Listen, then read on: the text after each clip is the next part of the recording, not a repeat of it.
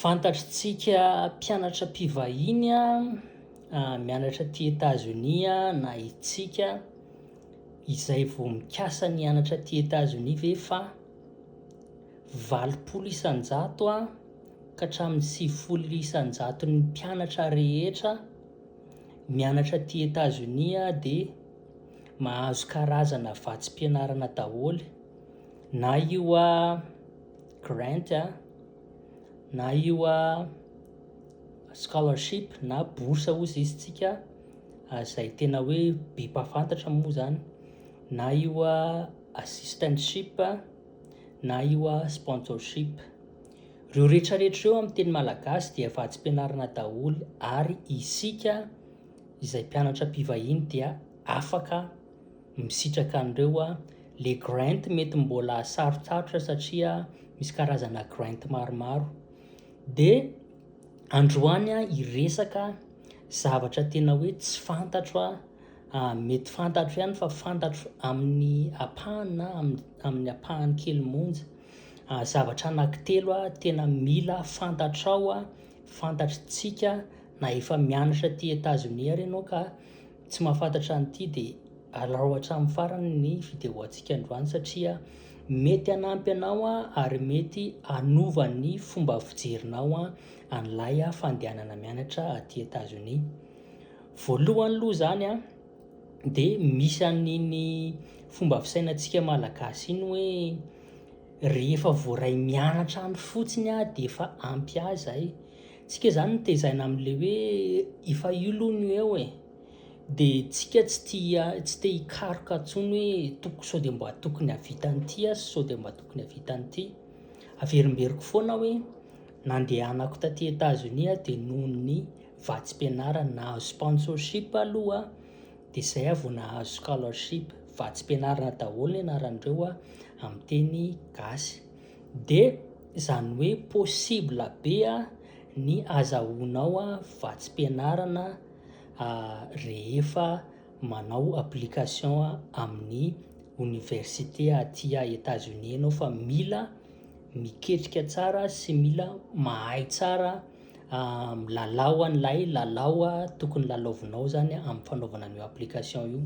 Misy partie 2 amin'izay fikafika kely zay ho avy amin'ny taona manaraka io, fa androany aloha miresaka an'ireto zavatra ireto.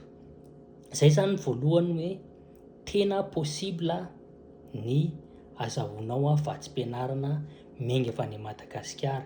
Afaka mahazo 10% ianao, afaka mahazo 25% ianao, afaka mahazo 50% ianao, afaka mahazo 75% ianao, afaka mahazo an'le full ride ianao.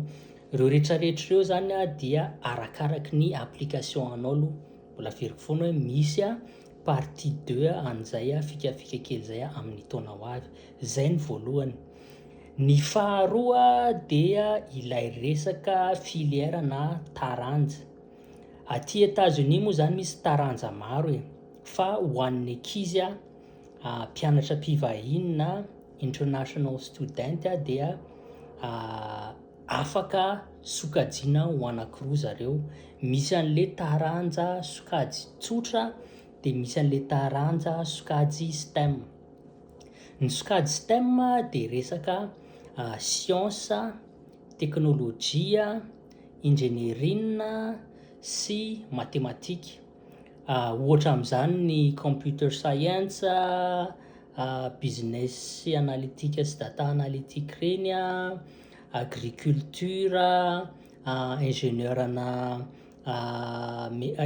mécanique sy ingénieur électricien reny sy ingénieur agronome sy ohatran'izany reny. Reny zany statistika koa anatin'ny matematika moa mazava ho azy ao anatiny zany. Dia reny no antsoina hoe sokajy STEM. Dia ny sasany ohatran'ny hoe marketing, business management, communication, science politique, psychologie, sociologie sy ny sisa, journalisme, reny sokajy tsotra. Fa maninona zany tsara ho fantatrao tsara hoe misy an'izay sokajy anankiroa zay, satria indrindraindrindra raha ny tanjonao mianatra ty Etazonia dia ny hoe haka traikefa amin'ny système ty États-Unis rehefa vita ny fianarana. Ny sokajy tsotra dia ray taona ihany ny fahazoan-dalana omenjareo anao ahafahanao miasa zany mampihatra ny zavatra nianaranao. Ny sokajy STEM kosa nefany dia mahazo an'izay ray taona zay koa ny sokajy STEM, fa rehefa vita le ray taona iny dia afaka avaozina iny fahazoan-dalana iny zany, de afaka avaozinao miampy 2 taona zany. Zany hoe raha tôtalina zany de ny sokajy STEM dia mahazo 3 taona.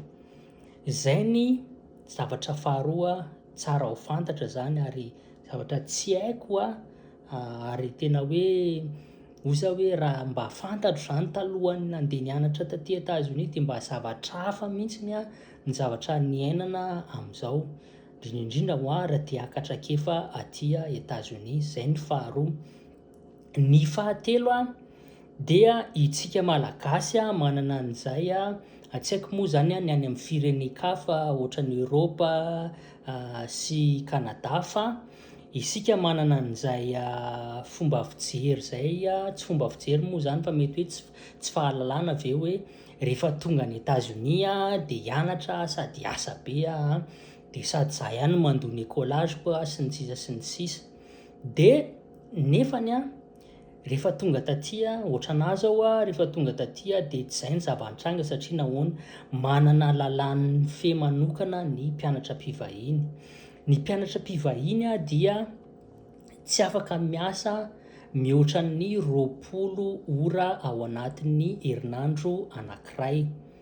Ny mpianatra mpivahiny koa nefany tsy afaka miasa ivelan'ny université, zay no antsoiny zareo hoe on campus job ihany no afaka ataon'ny mpianatra mpivahiny, indrindrindrindra ka F1 student ianao.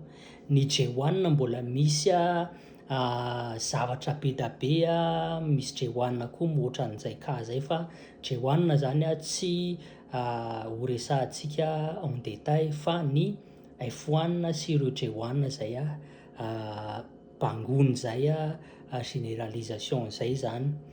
De ny mpianatra mpivahiny koa nefany voafe ny zavatra azo ataony rehefa miasa izy. Ny mpianatra mpivahiny ny fotoana ahafahan'ny mpianatra mpivahiny miasa ivelan'ny campus dia ny fotoana anaovana stage sy ny fotoana anaovana OPT. Rehefa mianatra ianao rehefa le mbola période ny fianarana iny zany ianao dia omenjareo taratasy fahazoan-dalana antsoina hoe CPT.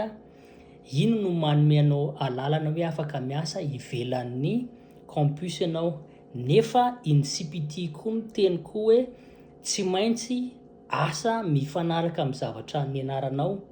Raha ohatra zany mianatra sociologie ianao, mianatra physical therapy sy ny sisa sy ny sisa, de tsy maintsy mangataka approval, tsy maintsy angatahanao zany hoe amin'ny fianarana hoe mifandraika amin'ilay fianarana ataoko ve ty asa ty. Zareo zany no manao an'ny revue an'jareo any zany.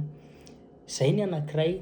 Rehefa vita koa nefa io fianaranao io tsy hoe rehefa vita le fianarana de afaka miasa am'izay satria hoe nahazo taratasy fahazoan-dalana hiasa, fa tsy maintsy mifandraika amin'le fianarana nataonao. Rehefa tsy mifandraika amin'le fianarana nataonao le izy dia oroasin'ny immigration aty États-Unis ianao raha vao hita an'jareo, satria manao update foana ny fianarana, manao mise à jour foana ny fianarana hoe ty ankizy ty manao asa tahaka zao sy tahaka zao de ty ny antony ilazanay fa hoe mifanaraka amin'ny zavatra nianaran'le ankizy ity asa ataony ity. De ireo zavatra rehetrarehetra reo ireo zavatra anankitelo reo de anisan'ny zavatra mampitaintaina, anisan'ny zavatra mampisangojy, anisan'ny zavatra mampijaly, anisan'ny zavatra mampipenipenina ny mpianatra mpivahiny aty États-Unis vao manomboka miditra mianatra izy, satria misy karazana ankizy tsy mahalala ny atsimo sy avaratra mikasika an'ireo. Ny antony ahafantarako an'le izy de za niara-niasa tamin'ny international services, niasa tao amin'ny international services mihitsy moa ny tena koa taloha, de nahay tsara an'ireo zavatra rehetrarehetra ireo. De zay no mahatonga na mizara an'le izy amintsika malagasy hoe misy an'ireto tsara iomanana aloha alohan'ny andeha hidiranao mianatra atya États-Unis.